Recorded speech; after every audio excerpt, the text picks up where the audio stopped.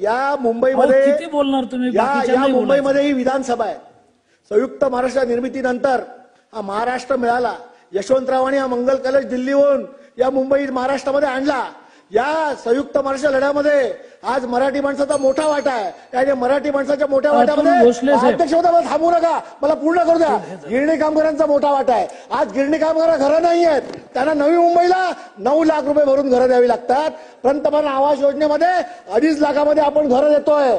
या सगळ्या गिरणी कामगारांना नवी मुंबईला येत आहेत, त्यांना याच मराठी माणसाला मुंबईमध्ये आपण घरं द्या आणि पंतप्रधान आवास योजनेची जी किंमत आहे 2.5 लाख, त्या किमतीमध्ये गिरणी कामगारांना घरं द्या अशी माझी मागणी आहे. आज हा सगळा कामगार तिकडे आझाद मैदानावर उपोषणाला बसलाय. सरकार मात्र ढिम्म आहे.